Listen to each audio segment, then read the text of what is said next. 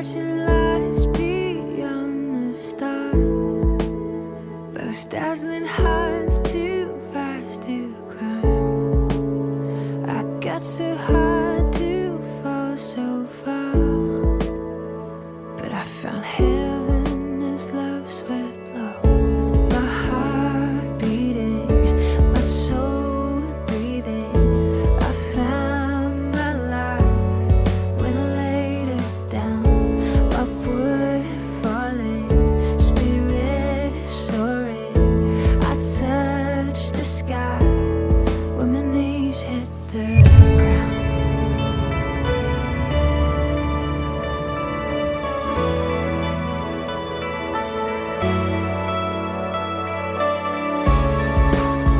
What treasure waits within your skies?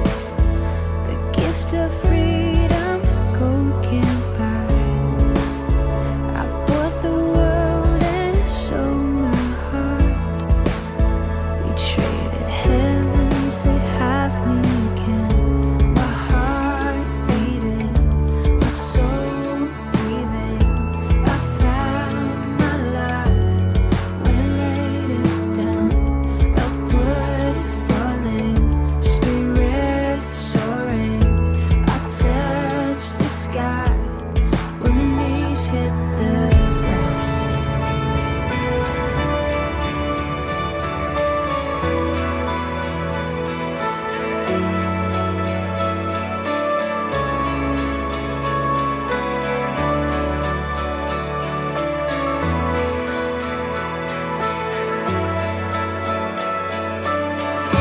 Finally here at your feet again. Everything I am, reaching out, I surrender. Come sweep me up in your love again, and my soul will dance on the wings of forever. Finally here at your feet again. Everything I am, reaching out, I surrender. Sweep me up in your love again, and my soul will dance on the wings of forever. My heart beating, my soul breathing. I found my life when I laid it down. Upward falling, spirit soaring. I touched the sky when my knees hit the ground. My heart beating, my soul breathing. I found my life when I laid it down. Upward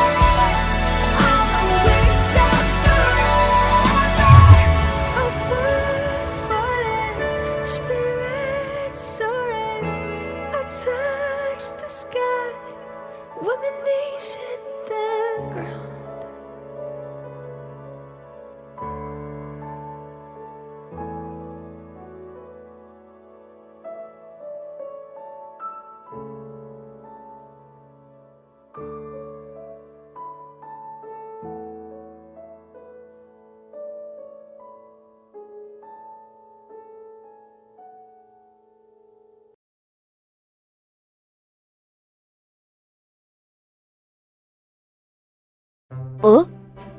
사순절? 사순절이 뭐지? 아, 알겠다! 응? 사탕이랑 순대를 많이 먹는 날이구나. 그럴 리가 있겠냐? 뭐? 그럼 넌 알아? 사순절이 뭐 하는 날인지? 그건... 얘들아, 싸우지 마. 내가 알려줄게. 사순절은 예수님께서 십자가에 못 박혀 돌아가시고 나서 3일 뒤에 다시 살아나시게 되는데, 부활하시기 전에 이 40일 동안을 바로 사순절 기간이라고 해. 그렇구나. 근데 예수님께서는 왜 십자가에 달려 돌아가신 거야? 그건 예수님께서 너희들을 너무너무 사랑하셨기 때문이야. 원래 모든 사람들은 죄를 가지고 있었기 때문에 고통받으며 죽을 수밖에 없었어. 그런데 예수님께서 우리를 살리시려고 우리들의 죄를 대신해서 십자가에 못 박혀 돌아가셨어. 그래서 우리는 죄에서 해방되고 구원을 받게 된 거야. 우리를 살리시려고 죽음을 선택하시다니. 예수님도 돌아가실 때 너무 힘들고 아프셨을 텐데. 예수님께서는 돌아가시기 전에 이미 스스로 십자가에서 돌아가신다는 걸 알고 계셨어. 하지만 고난의 길을 가시면서도 끝까지 다른 사람들을 위해 헌신하시고 사랑하셨지. 그러니까 예수님 덕분에 살게 된 우리들은 이 사순절 동안 예수님께 감사하고 예수님께서 겪으신 고난을 기억하며 지내야겠지? 과거의 교인들은 사순절이 시작되는 첫 번째 날에 이마에 잿가루로 점이나 십자가를 그리고 예수님의 고난을 기억하며 하루를 보냈대. 사순절의 첫 번째 날은 꼭 수요일이라는 점과 여기서 나온 잿가루가 합쳐져 사순절의 첫날을 제수요일이라고 부른단다. 이마에 재로 십자가를 그리다니. 과거의 사람들은 사순절을 그렇게 보냈구나. 믿음아! 오빠! 어디가?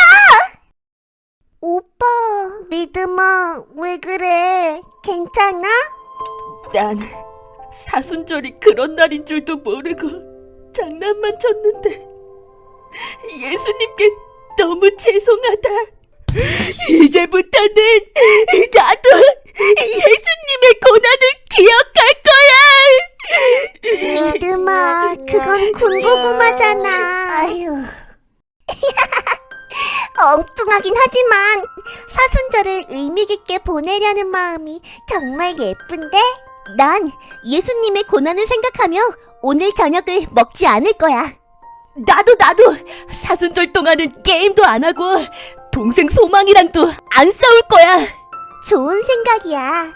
그리고 매일매일 예수님께 감사 기도를 드리는 것도 좋을 것 같아.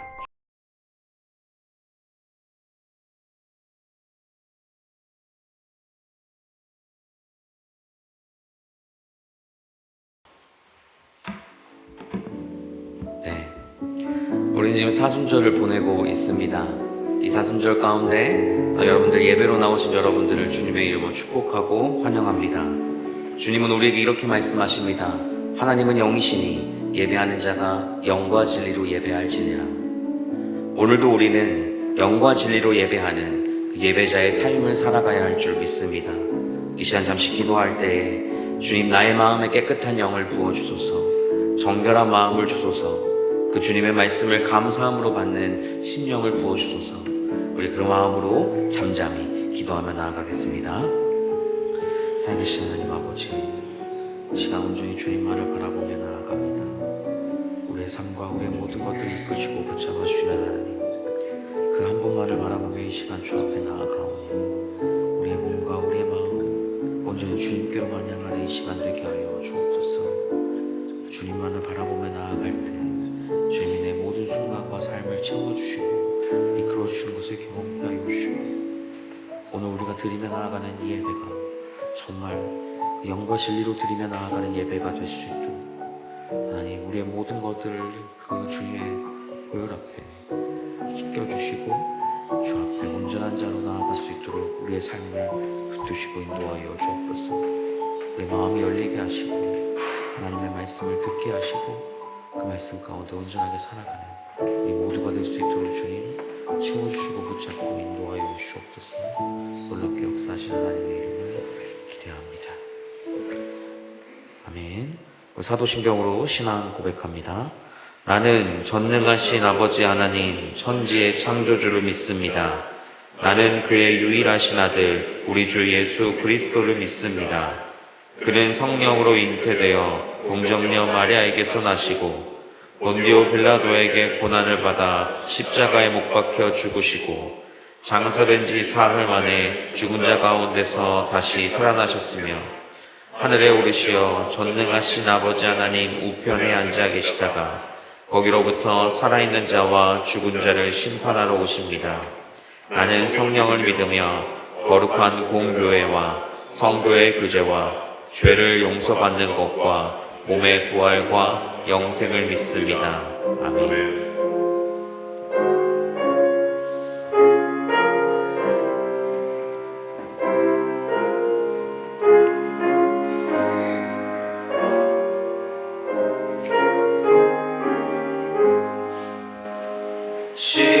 십자가를 칠 수 있나 주가 물어보실 때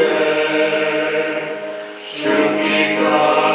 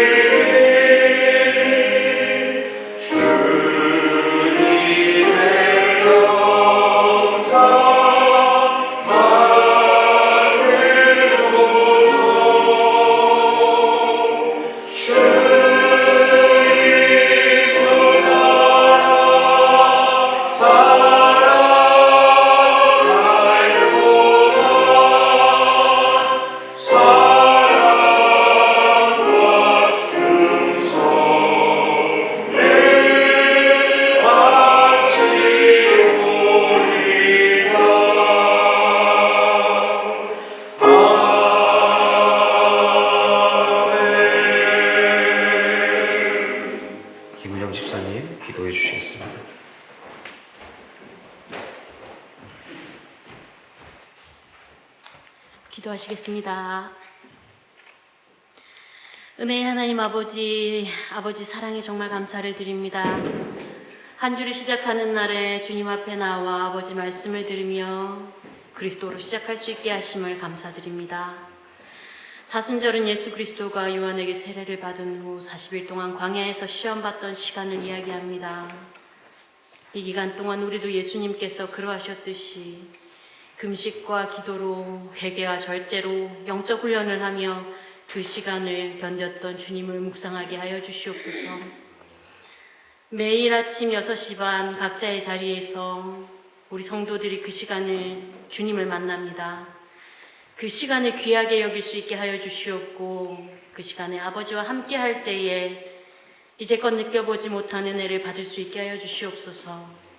2024년 40일의 그 시간이 우리 성도들의 일생에 기억에 남는 시간이 되게 하여 주시옵고 구원의 확신이 없는 자들은 구원을 얻게 하시고 구원받았으나 은혜를 잊고 살던 자들에게는 주님과의 첫사랑을 회복하는 시간이 되게 하여 주시옵소서.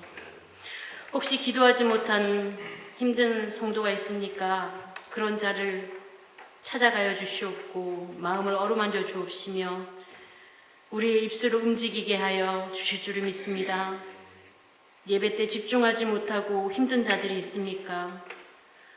이 시간 주님 앞에 아무것도 하지 않더라도 단지 말씀 듣고 싶은 그 마음을 가지고 교회 나와서 그 말씀 사모할 때에 그 마음을 여시어서 말씀이 마음에 꽂히고 모든 어려운 상황을 관통하여 위로가 되게 하시며 힘이 될 수 있게 하여 주시옵소서. 데트몰트는 유학하는 성도들이 많은 곳입니다. 어쩌면 새로운 학문과 더 나은 지식을 배우는 곳이기보다 말도 통하지 않고 익숙치 않은 광야 같은 곳이 이곳입니다. 어려움이 있어도 쉽게 얘기할 수 없고 두렵고 힘들어도 잡아줄 손이 없어 눈물만 흘리는 성도들이 있을 수 있습니다. 그때 아버지 앞에 엎드릴 때 그 손을 붙잡아 주시옵고 그래서 오직 아버지의 베푸심으로 은혜 받게 하시고 왜 이곳에 보내셨는지 모를 때에 또 주님의 뜻을 알게 하여 주시옵소서. 이 땅에서의 여정이 길게 느껴질지 모르나 세상을 중심으로 삼지 않고 하늘의 귀한 것을 얻기 위해 지나가는 시간임을 알게 하여 주시옵소서. 세상의 유혹이 쉽게 넘어지나 그때에도 주님을 찾을 수 있게 하여 주시옵소서. 그 시간을 넉넉히 지내고 부활의 주님의 말을 받을 때에 세상에 준 적 없는 그리스도의 기쁨을 누릴 수 있게 하시고 나의 힘과 노력으로 능력이 아닌 오직 그리스도의 능력으로 되어짐을 믿고 살아갈 수 있는 힘을 더하여 주시옵소서. 많은 성도들이 한국으로 출타 중입니다. 한국에서 지내는 시간 동안도 주님 함께하여 주시옵고 시공을 초월하시는 주님이시니 우리가 이곳에서 받은 은혜를 그곳에 있는 성도들도 받을 수 있게 하여 주시옵소서. 떠나는 자와 오는 자들이 많은 시기입니다. 이 땅에서 사역하시는 신영채 목사님과 박성미 목사님의 가정에 축복을 더하여 주시옵고 선물로 내리신 지유도 건강하게 자랄 수 있게 하여 주시옵소서. 몸이 아픈 자나 마음이 아픈 자가 있습니까? 함께 기도하며 중보하게 하여 주시옵고 머리이신 그리스도 안에서 화합하게 하여 주시옵소서. 작은 손으로 주님 앞에 예물을 드릴 때에 그 숫자보다는 마음을 드릴 수 있게 하시고 드리는 마음보다 더 크게 채워주시옵기를 간절히 바라옵고 원합니다. 부족한 종의 입으로 다 거하지 못한 부분들도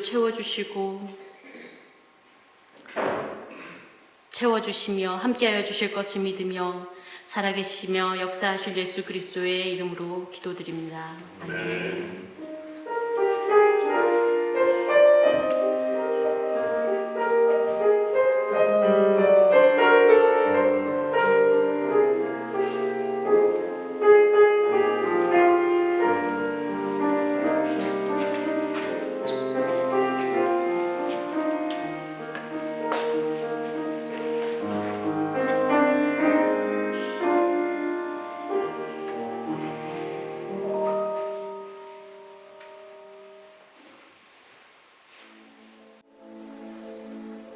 그때 예수께서 갈릴리 나사렛으로부터 와서 요단강에서 요한에게 세례를 받으시고 곧 물에서 올라오실세. 하늘이 갈라짐과 성령이 비둘기같이 자기에게 내려오심을 보시더니 하늘로부터 소리가 나기를 너는 내 사랑하는 아들이라. 내가 너를 기뻐하노라. 성령이 곧 예수를 광야로 몰아내신지라. 광야에서 40일을 계시면서 사탄에게 시험을 받으시며 들짐승과 함께 계시니 천사들이 수종들더라. 요한이 잡힌 후 예수께서 갈릴리에 오셔서 하나님의 복음을 전파하여 때가 찼고 하나님의 나라가 가까이 왔으니 회개하고 복음을 믿으라.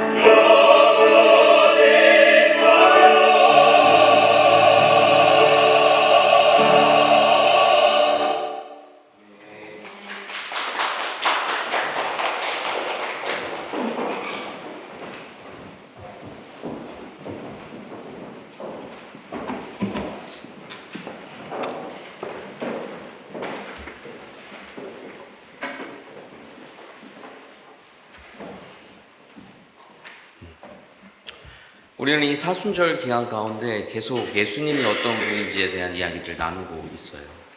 오늘 이 본문 말씀도 동일하게 예수님이 누군가에 대해서 이야기를 하고 있고, 과연 예수와 복음 또한 그것이 우리에게 어떤 의미가 있는지 이 사순절을 보내는 이 첫 번째 주일에 우리가 그것을 좀 알고 지나갔으면 좋겠습니다.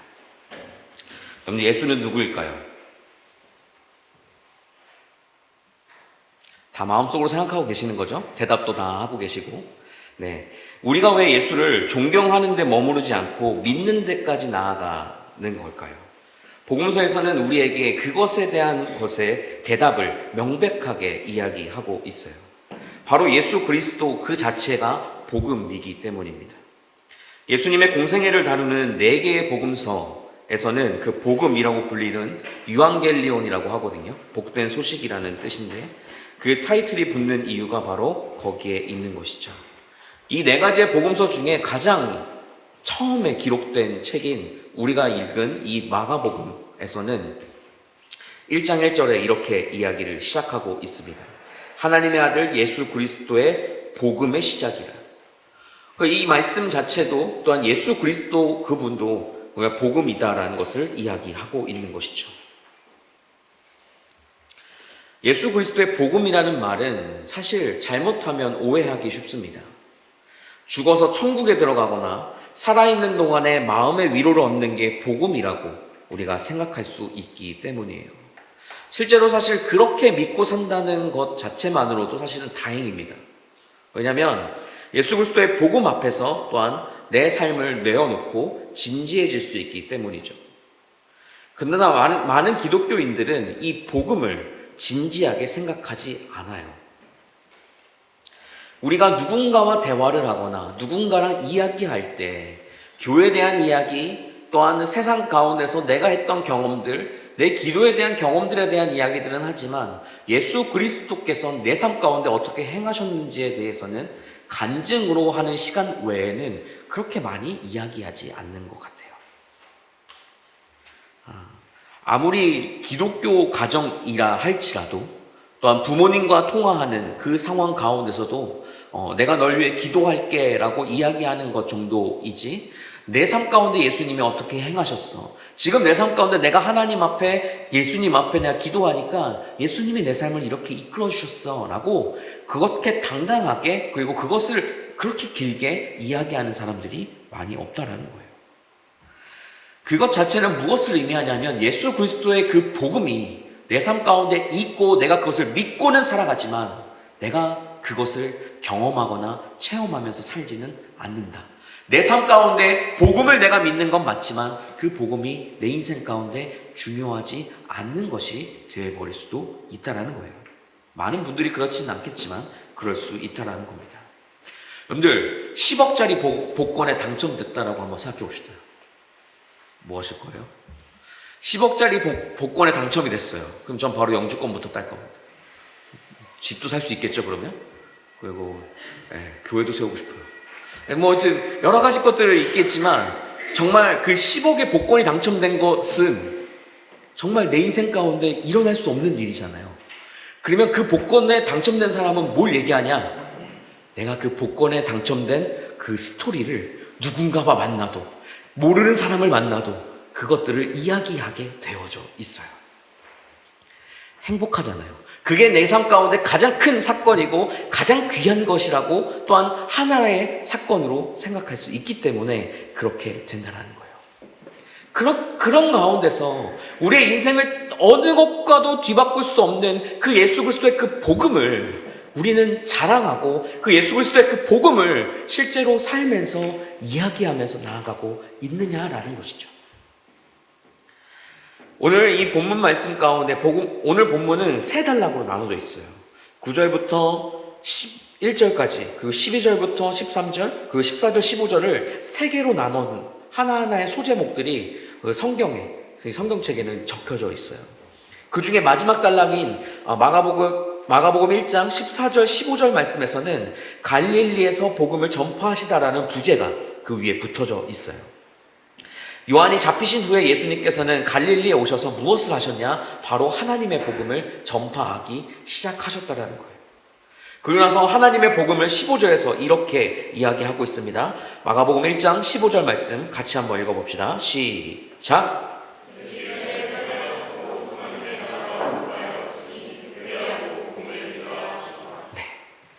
이 구절을 읽으면 늘 읽던 본문이기 때문에 새로울 것이 없다라고 생각할 수가 있어요. 그리고 우리의 일상생활 가운데서 이 본문이 가깝다라고 느껴지지는 않아요. 하나님 나라 가까이 온 것도 맞죠. 그리고 내가 회개하고 복음을 믿어야 되는 것도 맞지만 내 일상생활 가운데서 이게 조금은 거리가 있어 보여요. 왜냐하면 우리는 이것을 잘 알지 못해도 우리의 일상생활을 사는데 전혀 지장이 없기 때문이에요. 이 말씀을 모르는 수많은 믿지 않는 사람들도 그 삶 가운데서 잘 살아가고 있기 때문이죠. 우리도 그 가운데 살아가고 있잖아요. 그러다 보면 우리는 이 말씀에 어느 것에 집중하면서 이것이 내 인생을 사로잡는 말씀이 아니라 주님 그렇게 말씀하셨지 라는 말씀으로 생각할 수도 있다라는 거예요. 오늘 이 본문 이 말씀을 좀 구체적으로 볼 거예요. 오늘 이 구절에서는 4가지의 중요한 단어가 나옵니다. 때, 하나님의 나라, 회개, 그리고 복음. 이 4가지가 이게 나오게 되는데, 때라는 것은 헬라어로 카이로스라고 불러요. 이 카이로스는 단순히 연대기적인 시간, 어제, 오늘, 내일 이런 것을 의미하는 것이 아니라 어떤 한 순간의 시간을 의미합니다. 어떤 사건이 일어난 그 시간을 뜻하는 거예요. 우리가 잘 알듯이 기원전 3세기에 목욕하던 중에 그 황금 왕관의 무게를 재는 방법을 깨달은 아르키메데스 아시잖아요? 그 아르키메데스가 유레카라고 소리치면서 벌거벗은 몸으로 막 뛰쳐나오는 그 순간과 같은 그 시간들을 카이로스라고 불러요. 카이로스. 그래서 성경에 말하는 이 때, 이 카이로스는 하나님의 행하시는 구원의 그 순간을 의미합니다. 그냥 때가 가까이 온 게 그냥 어제 오늘 지나오면서 하는 그 때가 아니라 하나님이 이 가운데 하시는 그 때가 가까이 왔다라는 것을 이야기하고 있는 거예요. 하나님의 시간이 충만하다는 것을 느낄 수 있는 그 사람들이나 또한 현실적으로 그것을 느끼지 못하는 사람들에게는 사실 이게 약간 공허하게 들릴 수 있어요. 그래, 때가 왔는데 아직 안 왔잖아. 언제 오실지는 모르지만 그냥 내가 살아간다 라는 마음으로 살 수도 있다는 것이죠. 두 번째로 나오는 것이 바로 하나님의 나라가 가까이 왔다라는 거예요. 하나님의 시간이 때가 찼으니라고 이야기하잖아요. 때가 찼다는 것은 때가 충만해졌다는 것을 의미합니다. 이미 하나님이 그 일하시는 그 때가 꽉 들어찼다는 것을 이야기해요. 그리고 나서 그 무엇을 이야기하냐? 하나님의 나라가 가까이 왔다라고 이야기합니다. 사실 가까이 왔다라는 이 말이 이미 이곳에서 현실이 되었다라는 것을 의미하기도 해요. 하나님의 나라가 가까이 왔다는 것은 이미 이 땅 가운데 하나님 나라가 와 있다. 예수 그리스도로 인하여서 하나님의 나라는 이 땅에 이미 와 있는 줄 믿습니다. 그 믿음이 우리 가운데 있기에 이 땅에서 우리는 우리의 인생과 삶에 힘들과 어려움이 있더라도 그 가운데 감사도 있고 기쁨도 또 그 어려움도 이겨낼 수 있는 힘을 얻을 수 있는 것이죠. 여기서 이게 사실 실감나지 않는다면 이제 반대로 이렇게 한번 생각해 보면 좋을 것 같아요. 죽음이 가까이 왔다. 그렇게 하면 조금 확 다가올까요? 젊은 삶을 살아가는 우리들의 인생 가운데서 죽음이라는 것 자체도 사실은 좀 멀리 있죠. 그죠? 근데 내가 오늘 내일 죽을지 모르는 그 순간에서 내일 내가 죽는다라고 생각한다면 그런 것처럼 하나님의 나라가 임박하고 가까이 왔다는 것을 이야기하는 것이죠. 여러분들은 죽음이 가까울수록 어떤 삶을 살기를 원하십니까? 저는 살면서 이제 죽음이 만약에 가까우면 가까울수록 제가 가지고 있는 모든 것들을 다 하나씩 먼저 정리하기 시작할 것 같아요. 먼저 정리한다는 것은 내가 가진 것, 내가 지금 하나님께로부터 받은 모든 것들을 다 내려놓고 다 한다라는 것이죠. 책이나 옷이나 각종 어떤 컴퓨터뿐만 아니라 각종 물품들, 그 통장까지도 하나하나씩 다 정리하게 할 거예요. 그리고 죽음이 딱 다가오는 그때에 제 몸뚱아리 하나만 다른 사람이 이제 처리할 수 있도록 그렇게 해놓고 싶은 마음이 있어요. 그런 죽음을 연습하는 그 시간들이 우리 가운데 필요하다라는 겁니다. 여러분들 그런 것들이 필요한 이유가 나의 것들을 내려놓는 시간들이 있게 되는 거예요. 내가 이 인생을 내일도 모레도 10년도 20년도 더 산다고 하면 내가 지금 이것을 붙잡고 있어야죠. 내가 이것을 지금 잡고 있어야 내가 10년 후에 이것이 내 인생 가운데 도움이 되고 모든 것이 되어서 더 더 빛나게 쓰임받을 수 있잖아요. 근데 하나님의 나라가 가까이 왔다라고 하는 그 모든 것에는 이것을 비워야 하는 의미가 있는 거예요. 비워야 돼요. 자꾸 내려놔야 합니다. 우리가 주려고 하는 것이 아니라 하나님이 우리에게 주신 것에 감사하며 살아가는 것이지, 내가 그것을 놓지 않기 위해서 끝까지 쥐고 있는 것은 하나님이 말씀하시는 방법이 아니다라는 거예요. 때가 찼고 하나님 나라가 가까이 왔다라고 하는 그 예수 그리스도의 말씀을 우리가 한 번 더 조금씩 더 생각해 보아야 할 필요가 있다라는 거예요. 이것을 비유적으로 말씀드리면 어머니 품에 안긴 아이를 한번 상상해 보시기를 바라요. 그 아기에게 있어서 어머니는 생명과도 같은 존재예요. 아기가 스스로 할 수 있는 것이 많지 않아요. 그렇기 때문에 엄마가 그것을 모두 다 채워줘야 합니다. 대소변을 가리기 전까지는 기저귀도 갈아줘야 되고, 먹지 못하는 순간에 먹을 것도 만들어주고 입혀주고 모든 것들을 다 해야 하기 때문에 엄마가 없이 커오는 그 아이에게는 그 생명을 잃어버리는 것과도 같은 거예요. 그 아이에게 있어서 엄마가 그런 존재인 것처럼 그 엄마에게 가까이 있을 때, 엄마와 함께 있을 때에는 그 아이는 그 생명이 그 안에 충만하다는 것을 느낍니다. 내가 이제 죽지 않겠구나, 내가 오늘 살 수 있겠구나 라는 것을 느끼게 된다는 거예요. 우리의 삶 가운데서 하나님과 함께 한다는 사실이 바로 엄마와 아기와의 관계가 아닐까 싶습니다. 우리가 아기가 어미에게 다가가는 것처럼 우리도 우리의 인생을 나 혼자 뚜벅뚜벅 걸어가면서 사는 것이 아니라 하나님과 함께 나아가는 삶, 하나님과 동행하며 나아가는 그 삶, 그것이 우리에게 필요하고 우리가 그 삶을 살아가야 한다는 것을 오늘 이야기하는 거예요. 임마누엘이라는 뜻을 아시죠? 하나님이 우리와 함께 하시다. 사람은 임마누엘 그 신앙을 알기 때문에 인생살이의 기쁨과 평화 안에서 만족스럽게 그 모든 순간들을 받아들이며 살아갈 수가 있어요. 그 임마누엘의 그 신앙이 여러분들의 삶 가운데 앞으로의 남은 하루하루의 그 순간에 점점 더 그 신앙이 더 커지는 삶이 되시기를 주님의 이름으로 축복합니다. 그 삶이 우리에게 있어야 그 임마누엘의 하나님이 나와 함께 하시는 하나님으로 내가 믿고 의지하며 나아갈 수 있어야 그 삶을 온전히 주님 앞에 살아갈 수가 있게 된다는 거예요. 우리의 일상은 사실은 하나님의 나라와 관계없이 이루어지고 펼쳐집니다. 악순환 가운데서 벗어나는 것이 참 쉽지가 않아요. 정확하게 말하면 하나님 나라가 가까이 왔기 때문에 그 나라를 받아들일 준비가 된 그 사람들은 모두 그 하나님 나라의 그 모든 것에 휩싸이는 삶을 살겠죠. 그런데 그러지 않은 사람들에게 있어서 그것이 준비가 되지 않기 때문에 죽음에 이뤄지게 나아가게 된다는 거예요.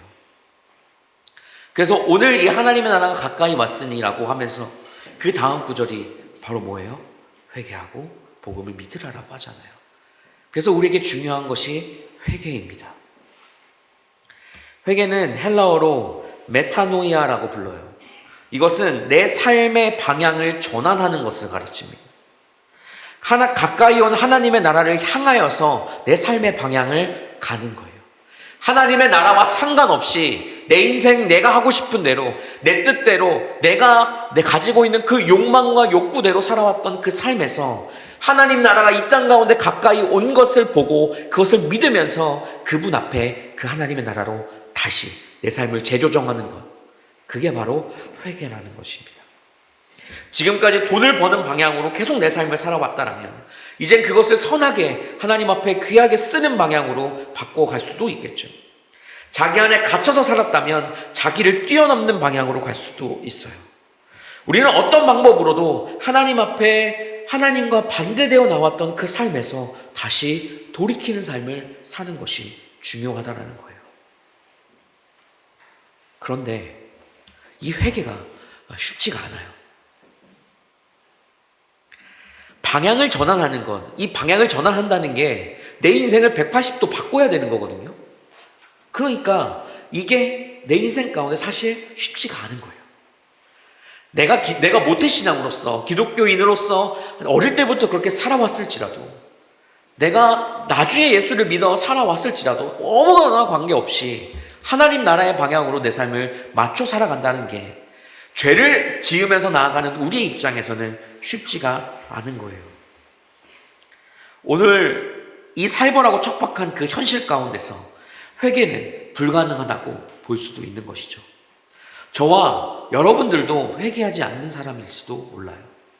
개인도 그렇고 사회도 그렇고 심지어 교회도 회개하지 않을 수도 있죠. 그러면 그 상황 가운데서 우리가 해야 하는 것은 무엇일까요? 때가 찼고 하나님 나라가 가까이 왔으니 회개하라고, 주님의 말씀을 진리로 받아들이며 나아가라고 우리에게 말씀하시는데, 그 가운데 우리는 실제로 어떻게 살아가야 할까요? 기독교인이면서 세상 사람들과 마찬가지로 이토록 세속적인가 하면서 자책하는 것이 우리에게는 무조건 옳은 것은 아니에요. 그렇게 생각하기 시작하면 끝없이 불안하고 끝없이 내 삶 가운데 좌절과 절망 가운데 살아갈 수밖에 없어요. 거꾸로 그리스도인들도 세상에 두 발을 딛고 살기 때문에 세상 흐름에 맞춰 살아가야지 라고 이야기하면서 죄 짓는 것을 합리화할 수는 또한 없어요. 그럼 우리는 무엇을 해야 할까요? 오늘 본문 말씀 이 15절에 마지막 네 번째 단어가 그게 답이 됩니다. 복음을 믿으라. 신약 성경에서 말하는 궁극적인 복음은 제가 앞에도 한번 이야기했듯이 예수 그리스도가 이 땅 가운데 오신 것입니다. 아니, 더 근본적으로 얘기하면 예수 그리스도입니다. 누가복음에 있는 기자는 예수의 출생의 이야기를 전하면서 목동들에게 천사가 한 말을 이렇게 전하고 있어요. 누가복음 2장 10절 말씀에 무서워하지 말라, 보라 내가 온 백성에게 미칠 큰 기쁨의 좋은 소식을 너희에게 전하노라. 그 소식이 복음이죠. 그 소식은 다윗 동네인 베들레헴에서 구주가 태어나셨다는 것을 이야기합니다. 그것을 이어서 천군과 천사가 합창하는 소리가 들리는데 바로 누가복음 2장 14절 말씀입니다. 같이 한번 읽어봅시다. 시작.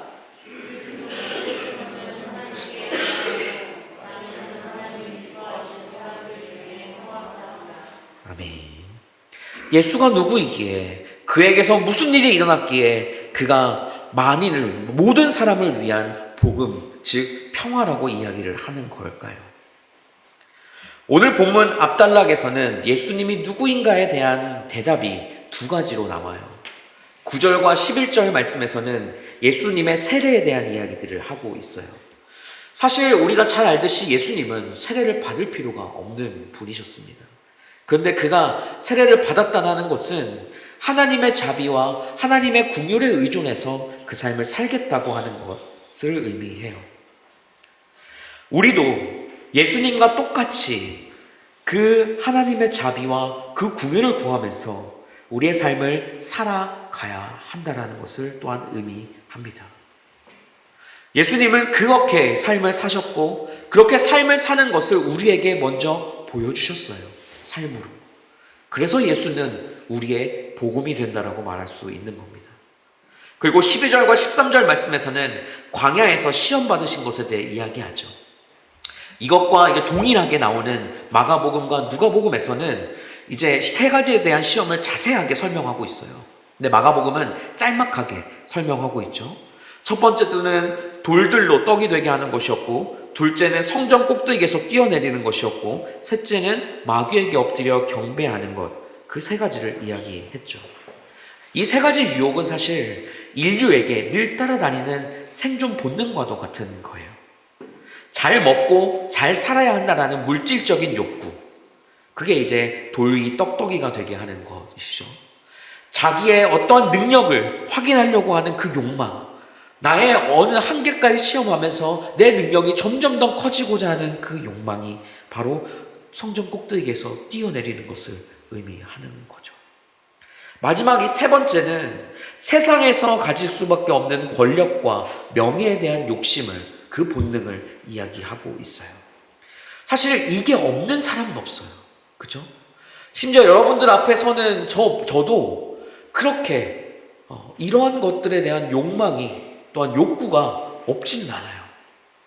설교도 잘하고 싶고 정말 제 이름이 정말 뛰어나게 드러나서 진짜 막 제가 누가 정말 유명한 부흥 강사가 돼요.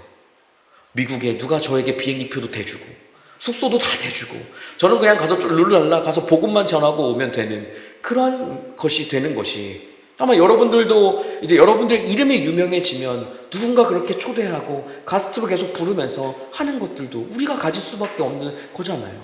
그게 없이 사실 인생은 살아갈 수가 없어요. 그게 없이는 우리는 하나님 앞에서 이 인생을 살아가는데 점점 더 발전해 나가는 것은 없을 거예요. 이러한 정치적이고 또한 경제적이고 또한 사회적인 욕망이 나쁜 것은 아니에요. 이런 욕망으로 인해서 인류는 발전했어요. 이러한 것들로 인해서 인류 역사들이 계속적으로 발견되고 또한 그러한 욕망을 실현한 수많은 사람들이 노벨 평화상에 노벨상도 받고 여러 가지 세계적인 것들이 나오게 되는 것이죠. 기업가가 나타나고 과학과 또한 사회에 존경받는 사람들이 많아지는 거 다 좋은 일이잖아요. 그죠? 이 세상이 지금처럼 이렇게 발전하게 된 모든 것들도 다 그런 것이죠. 하나님의 일에도 사실은 이러한 힘들이 필요하기도 합니다. 교회 재정이 충분해야만 교회 일꾼을 키우고 어려운 이들을 돕고 또한 선교 사업도 원활하게 진행할 수 있는 것처럼 또한 예수님도 당연히 그러한 생각을 할 수 있었을 거예요. 이런 생각을 그대로 밀고 나가면 예수님은 인류 역사에서 가장 위대한 선지자나 가장 위대한 사회개혁가로 남을 수 있었어요. 그 당시에 가장 정말 선망받고 가장 칭송받는 한 사람이었기 때문이죠. 그런데 예수님은 그 마귀와의 그 시험 그 세 가지 모두를 다 물리쳤다라고 복음서에 있는 모든 기자들은 그렇게 증언하고 있잖아요. 돌로 떡을 만드는 그 경제 부흥과 또한 성전 꼭대기에서 뛰어내리는 그 위대한 업적들과 또한 마귀에게 절하는 유명인이 되는 그것에 옳고 그름에 불문하고 많은 사람의 피땀이 있어야지만 그것들이 가능하잖아요. 위대한 사람들이 그러한 노력으로 인류 역사의 진보가 이루어졌다면 가치 있는 일이라고 할 수는 있어도 그게 복음이라고 이야기할 수는 없는 겁니다. 예컨대 민주화가 의미 있는 일이라고 할 수는 있으나 그 민주화가 복음이 아닌 것처럼요. 성경에 말하는 복음, 우리가 믿는 복음, 또한 하나님께서 말씀하신 또한 천사들이 이야기한 그 좋은 소식은 자격이 없는 그 모든 사람들에게 하나님의 의로운 자녀라고 칭함받는 자격을 부여하는 그 좋은 소식을 이야기하는 것인 거예요.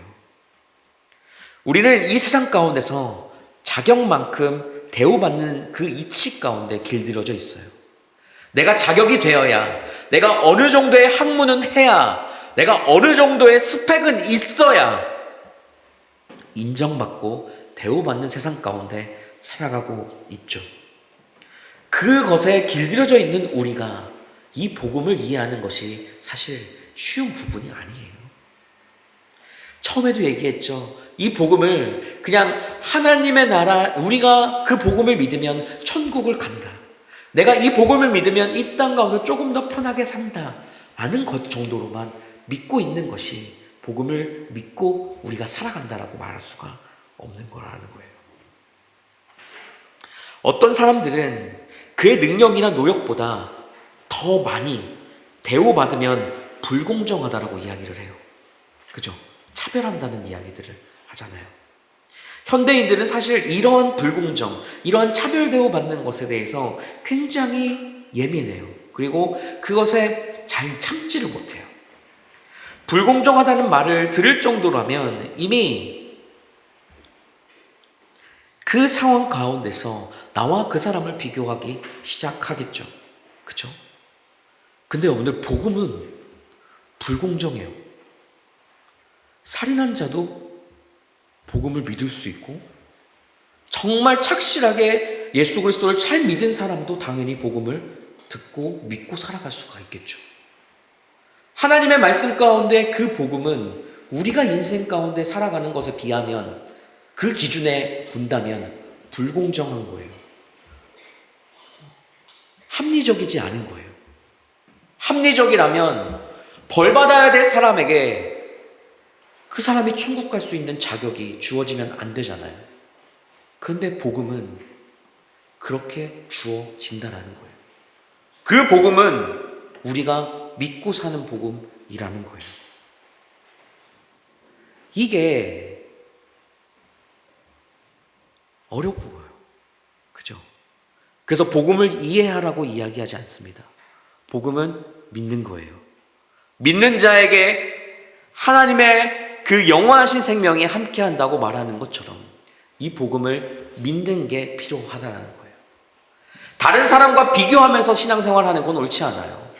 내가 하나님과 올바로 서 있는 게 먼저예요.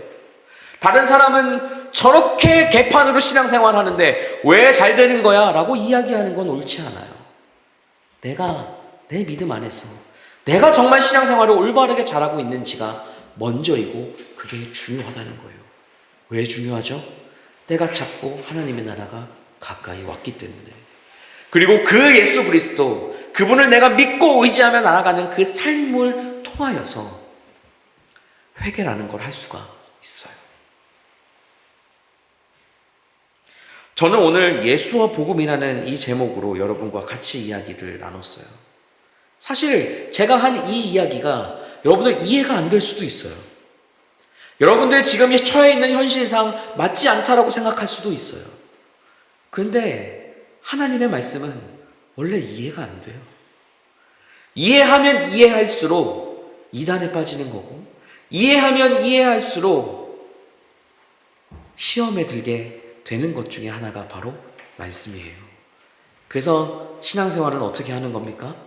믿음으로 하는 겁니다. 믿음으로 하면 어떻게 됩니까? 그것을 이해할 수 있는 지혜와 지식을 우리에게 부여해 주시는 거예요. 여러분들은 그 복음을 믿으십니까? 한번 고민해 봐요. 이 사순절을 그냥 보내지 않았으면 좋겠어요. 이 사순절은 예수 그리스도의 그 고난을 묵상하는 절기예요. 예수 그리스도의 그 고난을 함께 동참하는 절기예요. 그러면 우리가 해야 할 것이 주 앞에 우리의 모습을 자꾸 들여다보고 자꾸 주 앞에 회개할 수 있는 것밖에 없어요. 근데 내가 복음을 믿지 않는다? 내가 그 예수 그리스도를 믿지 않는다? 내가 예수 그리스도 앞에 나를 독대하면서 그분 앞에 서지 않는다? 그러면 나는 회개할 수 있는 게 없어요. 나에게 모든 것을 부여해 주신 내 인생 가운데 정말 내가 그 개차반으로 사는 그 인생 가운데서도 나를 구원하시기 위해 그 십자가에 돌아가신 그분을 내가 진짜 믿는다면 나는 하나님 앞에 회개하지 않고는 삶을 살아갈 수가 없는 거예요. 그래서 우리는 그 복음을 믿는 것이 중요합니다. 그 복음은 무엇입니까? 예수 그리스도. 예수 그리스도가 그 십자가에 행하신 그 일을 우리는 기억해야 될 뿐만 아니라 그걸 믿어야 돼요. 제가 처음에 신앙생활을 하기 시작했을 때 처음에 교회를 간 날 이제 사형리를 저에게 이제 선생님들이 전했어요. 예수님이 어떻게 해서 어떻게 했고 뭐 형체의 죄를 위해서 예수님이 돌아가셨어 라고 이야기를 다 해주셨어요. 그래서 눈을 감고 이게 믿어지지 않는 사람 손 들어볼래? 이제 여러 사람들을 놓고 했었으니까 그랬었어요. 그래서 제가 손을 들었게요, 안 들었게요? 들었죠. 이해가 되나요, 여러분?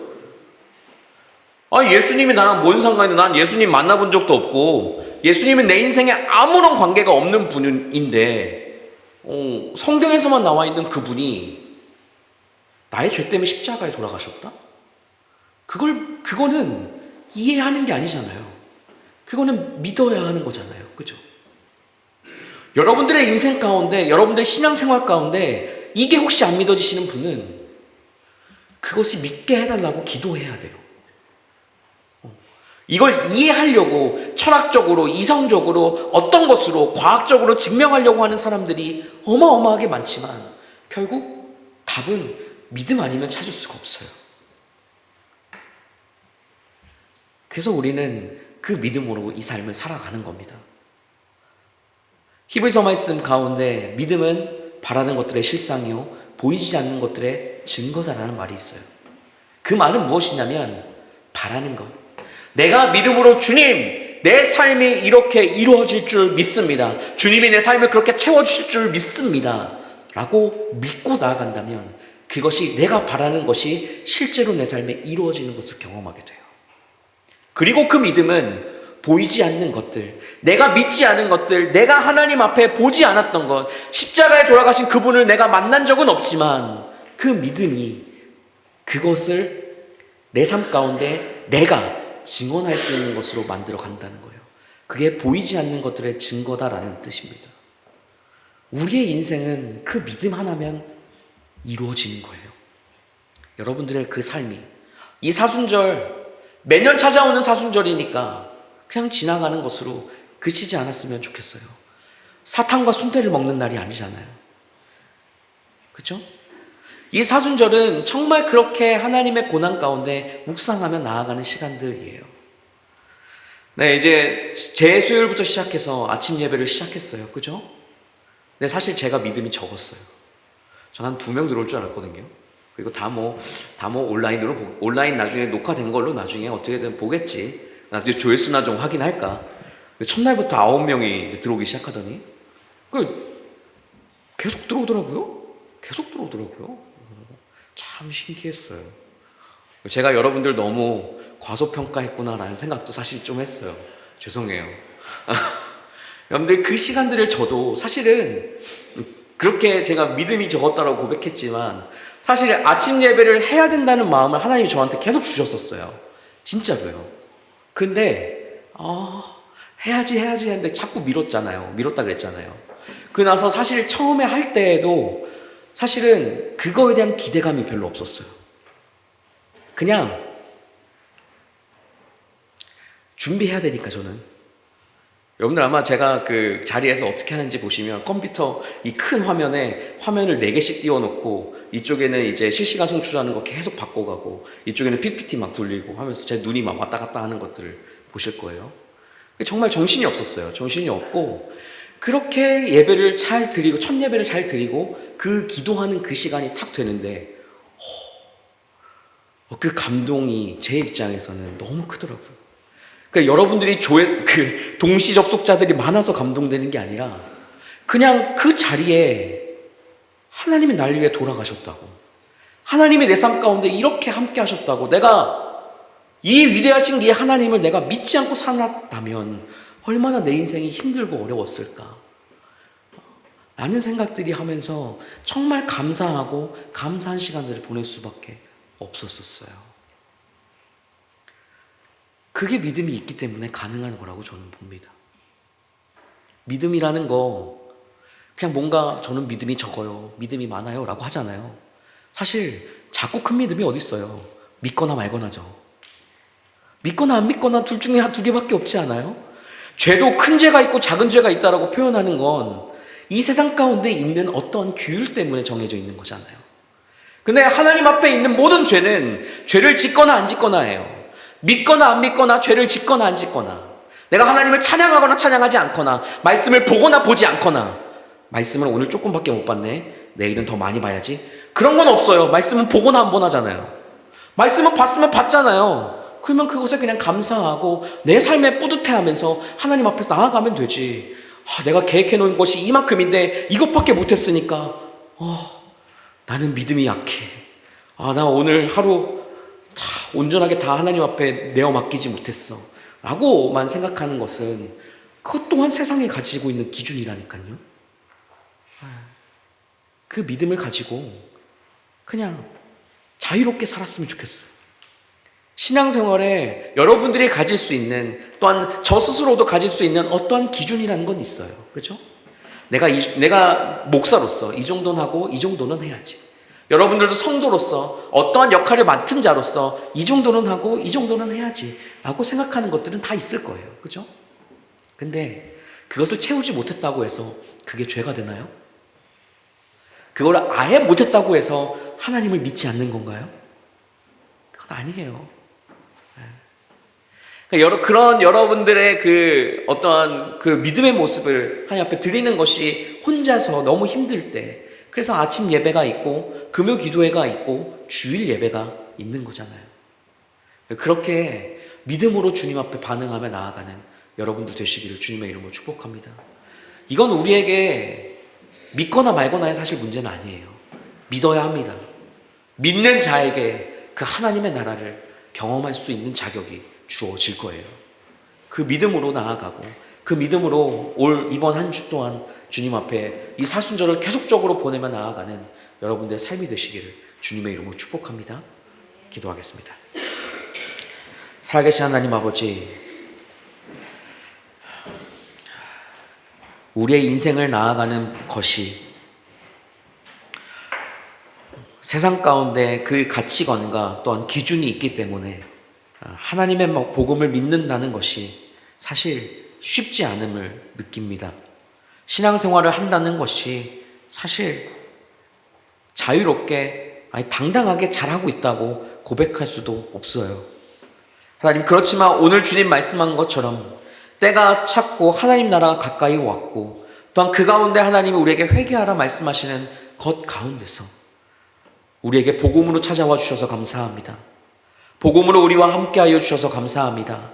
내가 먼저 주 앞에 해야 할 것, 그 예수님을 믿는 것, 믿음으로 주 앞에 나아가는 것, 끝까지 믿고 100% 믿음으로 나아가는 것이 우리의 인생이 되게 하여 주시고 우리의 삶이 되게 하여 주옵소서. 내가 어떠한 행동을 하기 때문에, 행동을 하지 않았기 때문에 내 인생에 내 신앙생활이 좌지우지되는 것이 아니라 내가 예수 그리스도를 믿음으로 인하여서 그 삶을 온전하게 나아가는 것을 경험하는, 또한 이 땅 가운데 하나님 나라가 가까이 왔고 이미 찾아온 그 하나님의 나라를 경험하며 나아가는 우리 모두가 되게 하여 주시고 그 삶이 되게 하여 주옵소서. 그 삶의 모든 것들이 주 안에 있음을 찬양하오며 놀랍게 역사하시고 이끌어 주시는 예수 그리스도의 이름으로 기도합니다. 아멘. 아멘. 시간 같이 봉헌 찬양하겠습니다.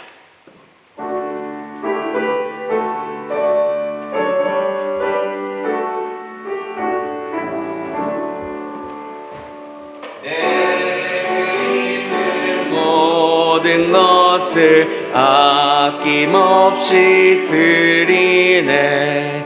사랑하고 의지하며 주만 따라 살리라. 주께 드리네, 주께 드리네. 사랑하는 구주 앞에 모두 드리네. 내게 있는 모든 것을 주를 위해 드리네. 주의 성령 충만하게 내게 내려주소서. 주께 드리네, 주께 드리네. 사랑하는 구주 앞에 모두 드리네.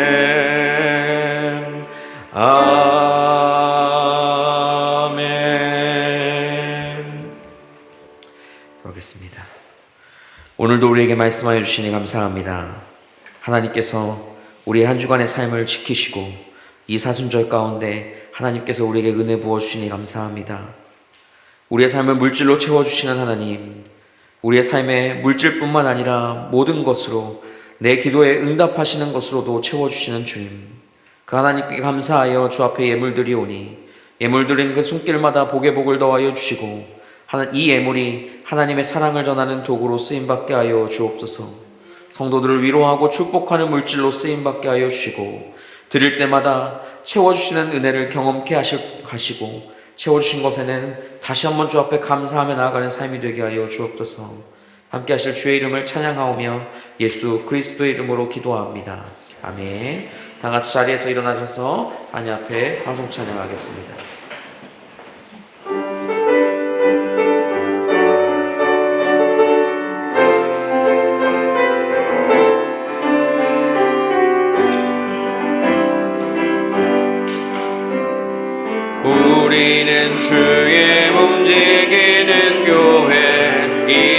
이곳은 주님을 위한 자리. 내가 기도하는 모든 땅 위에서 하나님 예배 받을 그날을 고대하네. 나의 노래로 주님의 성전을 지으리. 높임을 받으소서.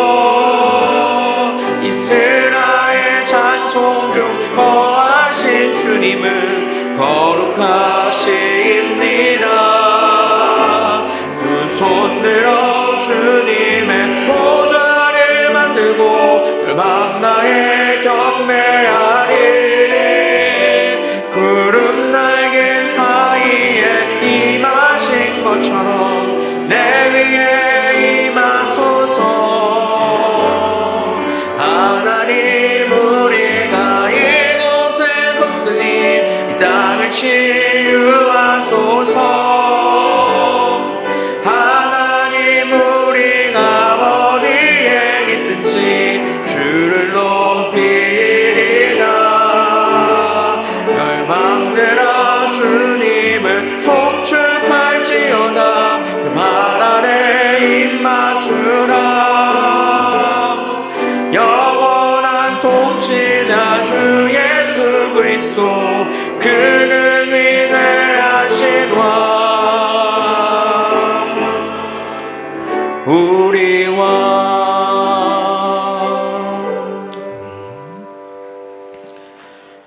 우리를 위해 십자가에 죽으신 예수 그리스도의 은혜와 우리를 위해 그 아들을 내어주신 하나님의 크신 사랑과 우리에게 말씀을 깨닫게 하시고 예수 그리스도를 믿게 하시는 성령님의 충만하심과 내주하심이 이번 한 주 복음 되신 그 예수 그리스도를 믿으며 끝까지 믿으며 나아가기로 작정한 모든 성도 위에, 그들의 학교와 직장 그리고 가정 위에, 한국에 있는 모든 가족들 위에 지금부터 영원까지 함께 하옵시기를 간절히 축원하옵나이다. 아멘. 살아계신 주 바라보며 이 시간 주 앞에 나아가오니 하나님의 말씀 앞에 반응하며 나아가는 삶 되게 하시고 주님만을 붙들고 의지하며 나아가는 그 은혜가 있게 하여 주시고 붙잡아 주옵소서. 함께 하시면 기억합니다. 붙잡고 인도하여 주옵소서.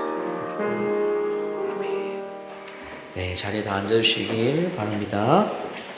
네, 오늘도 예배 오신 여러분 모두를 주님의 이름으로 축복하고 환영합니다. 옆에 분과 함께 인사할까요? 잘 오셨습니다. 네, 오셨습니다. 네, 오늘 예배 후에는 이제 계속적으로 부활절 찬양 연습을 하게 될 거고요. 특별히 미디어 팀은 여기에서 이제 이 라인들을 한번 재정비를 해야 합니다. 그래서 미디어 팀은 그 일을 하게 될 거예요. 그래서 오늘은 예배가 마치고 나서 장비를 치우지 않을 거고요. 미디어 팀이 저 하나씩 정리하면서 치워갈 예정입니다. 기억해 주시고, 저희가 부활절에는 여기 있는 임마누엘 교회랑 함께 연합 예배를 드리기로 했습니다. 그래서 시간은 아직 미정이고요. 아마 저희가 드리는 1시보다는 빠를 거예요. 그래서 지금 얘기가 되고 있는 게 10시 반 정도 얘기가 되고 있습니다. 그러니까 그 찬양을 같이 준비하는 그 시간들이니까 우리가 기쁜 마음으로 또한 부활의 주님을 바라보는 마음으로 그렇게 나아가는 시간 되었으면 좋겠습니다. 네, 아침 예배가 계속적으로 진행하고 있습니다. 그래서 여러분들 이제 돌아오는 내일부터도 계속 아침 예배가 진행되어져 있고, 그 아침 예배는 여러분들 유튜브 저희 대통령 찬양교회 채널 구독하셨나요? 네, 구독하면 알아서 알림이 뜰 거예요. 그러니까 꼭 구독해 주시고 좋아요. 뭔 콘텐츠를 올려야 좀 이렇게 좆대꾸알이라도 얘기를 할 텐데 좆대꾸알 할 게 별로 없지만 그 좋아요도 누를 수 있잖아요, 그죠? 네, 댓글도 남길 수 있으니까 네, 조금씩 해주시면 감사하겠습니다. 그렇게 해주시는 여러분들 되시면 좋을 것 같고, 네, 내일부터 시작해서 제가 그 베를린에 가게 됩니다. 제 34회 저희 기독교대한 선결교회 유럽직할 지방회가 정기 지방회가 이제 베를린에서 있게 됩니다. 그래서 제가 내일부터 수요일까지 거기에 있을 예정이고, 오고 가는 모든 발걸음 안전하게 다녀올 수 있도록 기도해 주시기를 바라고, 그래서 아마 월요일을 제외한 화요일, 수요일은 제가 녹화 방송을 할 예정입니다. 아침 예배가 녹화 방송이 될 거예요. 제가 거기에서는 못할 것 같아요. 아무래도 단체로 움직여야 하다 보니까 그런 것들이 있을 테니까 그렇게 기억해 주시면 좋을 것 같습니다. 그리고 오늘 오후 5시에 이제 인터내셔널 예배가 있습니다. 2월 셋째 주이기 때문에 있게 되고, 그래서 참여하시고 싶으신 분들은 함께 참여해 주시면 될 것 같고요. 독일어 스터디 모임을 계속 진행하고 있습니다. 어제도 2분 오셔가지고 같이 진행했고, 계속적으로 사람들이 늘고, 또 이제 계속적으로 함께 맞춰가는 시간들이니까, 저번에 빠졌는데 이번에 오면 어떡하지? 나 한국 갔다 와야 되는데 그 진도 팍 나면 나 못 따라가면 어떡하지? 그냥 걱정하지 마시고 일단은 오시기를 바래요. 그래서 와서 같이 이야기하고, 같이 얘기하고, 또 같이 공부해 나가는 과정들, 또 스터디이기 때문에 시험도 있고 벌금도 있고 여러 가지 것들을 계획하고 있어요. 근데 여러분들이 오지 않으면 제가 그거 다 계획해서 무슨 의미가 있을까요? 그래서 함께 그 시간들 좀 도전받고 독일어를 어떻게든 한 번 더 공부하는 시간들을 가지면 좋을 것 같아요. 또 그 시간들 통해서 성도의 교제들도 함께 이루어지기를 또한 바랍니다. 네, 오늘 예배 잘 마쳤고요. 오늘 예배 마치고 나서 이제 여러분들이 정리하실 게 없으니까 옆으로 바로 이동하셔가지고 주먹밥 만들 거 준비 같이 도와주시고 해주시면 될 것 같아요. 밥은 밑에 있고요. 뭐 여러 가지 것들 다 밑에 있으니까 오늘도 참치 주먹밥입니다. 그러니까 그렇게 기억하시고, 오늘은 마요네즈가 있어요. 그러니까 좀 마요네즈를 제가 하인츠 걸 사왔으니까 같이 한번 맛있게 먹어보자고요. 그렇게 이제 진행될 거니까 하시면 될 것 같습니다. 옆에 분과 같이 한번 인사할까요? 예수 믿고 삽시다. 주님 믿으시죠? 네, 그 믿고 사는 여러분들 되시기를 바랍니다. 감사합니다.